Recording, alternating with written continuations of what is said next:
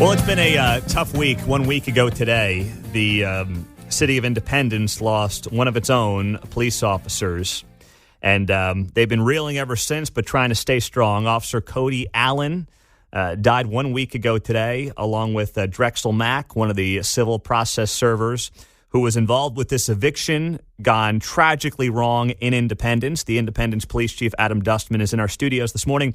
Chief, good morning. Thank you for being here. Good morning. Thanks for having me.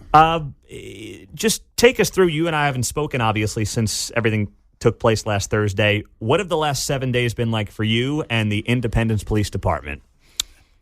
Hell. Yeah. It's been rough. A blur. I mean, everything you can imagine when you lose a loved one. You can magnify that times 1,000. It's trying to hold our city together, trying to hold our department together while still being there and trying to be a support system for Cody's family, for Drexel and our 16th Judicial Circuit Court family. It's a lot, but I will tell you, through tragedy and through absolute horror like this, it shows the true strength of humanity and our community fabric. People have come out of the woodwork. I mean, just from every angle, supporting us, supporting the court, both families, anything that they can do, and that is, we need that. That is what will get us through this long term. We've got a couple really, really tough days ahead. Well, tomorrow is the funeral, and Officer Cody Allen, 35 years old, 2 little kids, a wife. How is the family doing? I mean, how are they holding up right now? I mean, I've got a 5, a 3, and a newborn. I just trying to put this into perspective.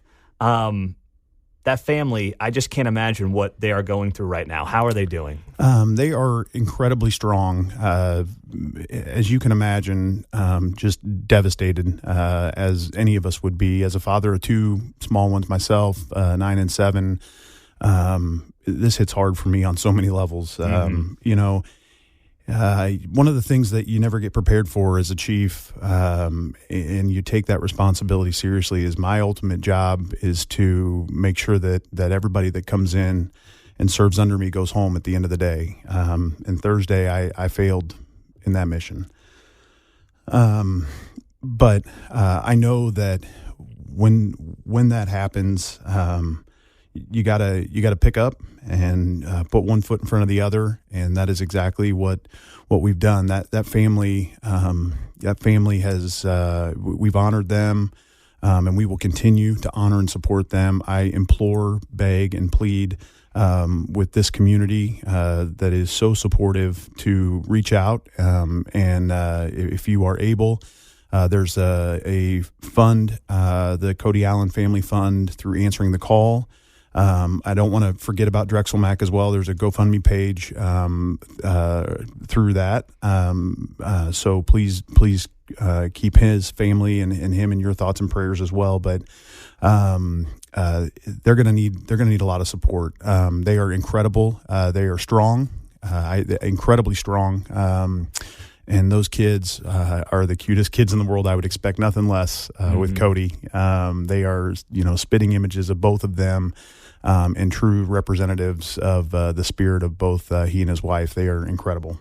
The Cody Allen Family Fund, there is a P.O. box set up for that we will share on our social media pages after this conversation. There also, as I understand it, is a QR code and a PayPal link that people can use as well. So it's part of the Independence Police Foundation, correct? So this is part of Answering the Call. So there are 2, I'm glad you brought that up. There are 2, we get asked quite a bit, how, yes, we want to help the family, but how do we also help the department? And we're going to need help, emotionally, mentally, physically, spiritually as we go forward in the weeks and months ahead. So the Independence Police Foundation is a 501c3 charity, and those funds are used for that for department support efforts long term. But the Cody Allen Family Fund is through Answering the Call, and that goes every single dime of that is a 501c3 as well. Every dime of that goes to his family. Okay, and I see it here on the Independence Police Department Facebook page, so we can just share that QR code onto our pages and do it that way. Mark, you can find it there on the Independence Police Department Facebook page. probably the best way to find it. You mentioned tomorrow it is the funeral. What, if people want to pay their service, I don't know how public this is going to be, what the family wants, but for those who do want to show their love and support for Cody Allen and his family and your department, can they get involved today or tomorrow? Absolutely. So today, in fact, as soon as I leave here, we'll move Cody, and he'll lie in state. There is a public visitation tonight from 4 to 8 p.m. at the Community of Christ Auditorium. After that, tomorrow morning, the funeral is also open to the public. If you can't make it, it is going to be televised, and and that will start at 11 a.m. And we will process from there to final resting place in Odessa. And we'll do a full heroes honor and send off then. The public, if you want to come out, all that we ask is that you arrive, give plenty of time because it is going to be heavily attended, I imagine, and arrive. There is a checkpoint and they will direct you where to go, but you arrive at Lexington and Walnut. And go in from there and just follow the directions of the staff that will be on site. But please, I understand the community support. I am pleading for patience tomorrow as traffic will be majorly disrupted, as you can imagine. The long send off home to Odessa over much of the day. Mm-hmm. We are being joined by the Independence Police Chief, Adam Dustman, is on KCMO Talk Radio 95.7 FM. We're streaming on the KCMO Talk Radio app. And, of course, we're having this conversation in the wake of last week's tragedy, 35-year-old officer Cody Allen losing his life in this eviction attempt in Independence that also cost the life of Drexel Mack on the court who was serving that eviction notice. When you look to Drexel Mack, I don't want to lose sight of him and him losing his life, but people are asking, why is there not more of a public display? I know there's something coming up on Monday. What can you tell us on that front? Absolutely. So as happens in any loss, private or public service related, those decisions are made by the family.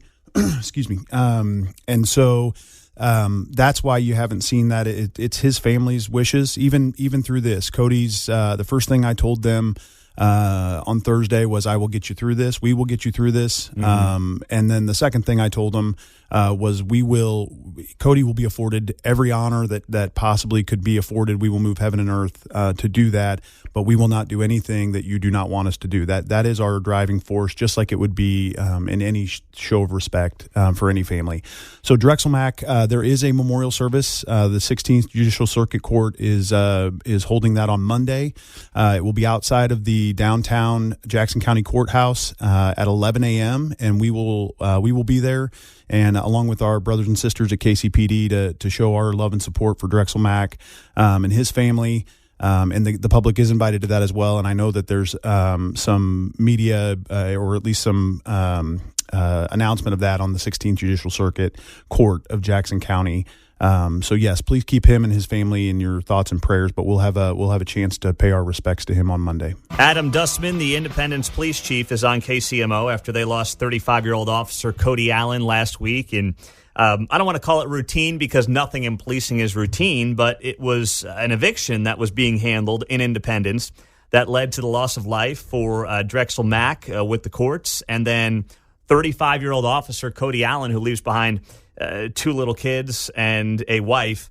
And I wanted to start here, Chief. These evictions, I mean, I said this briefly off the air, but I'm somewhat surprised that these things around the country maybe don't happen more often, because we are talking about somebody losing, for most folks, their most valuable asset, and there's a lot of emotions that get drummed up with that. What about this process and evicting in general that most of us don't think about that can make it incredibly dangerous? Sure. You're exactly right, Pete. The emotion that is tied to a home, the emotion that is tied to a house, again, you're right. Probably, outside of individual persons, the most single greatest emotional tie there. These are tough. Evictions are tough. The work that Drexel and his partner were doing, and all the process servers that they do is tough. I mean, you can imagine there isn't an eviction that goes off where people are welcomed with open arms as process servers, and say, yeah, come on in. We'll have a cup of water, and we'll pack our last things and leave. So obviously tense situations. They're trained for that. They deal with that more than you can imagine. I mean, these men and women do this multiple times a week, multiple times a day, and they are incredible professionals at what they do. But this is a small representative of a small set of the population that just there should be some red flags. When you have somebody that is showing signs that they're not paying their taxes, they're not. There's multiple red flags there, and it breaks my heart but that is what makes them even more heroic. In that sense. I mean, just like us, they got a job to do, and they're gonna go do that job because that's what they do. That's how they serve, knowing or not knowing what's on the other side of that door when they drill out a lock to serve an eviction. Officer Allen, and just to clarify all this, a cop does not go on these evictions.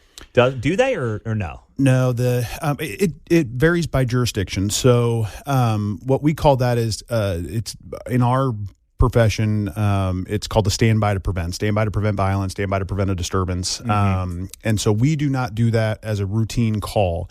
However, if they get there, civil process servers or others would get there, and information would be developed, or they find somebody who's causing a disturbance or overly aggressive, then they call and we respond. At that point, now we have an active disturbance, so then we would respond.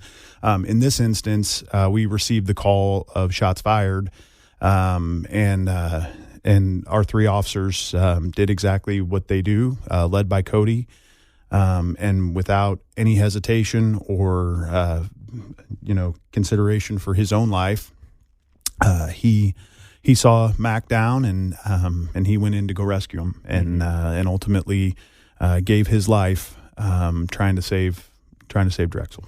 We think about law enforcement. Obviously, it's been a big topic on this show and around the country the last 3.5-4 years. But to think, just like the Super Bowl rally, while the rest of us are running away, you guys are running towards very dangerous situations, and that was on display just last week in Independence. And looking at your department, you guys lost Blaze Madrid Evans 2.5 years ago. Now this story for a department that's big, but it's not Kansas City big.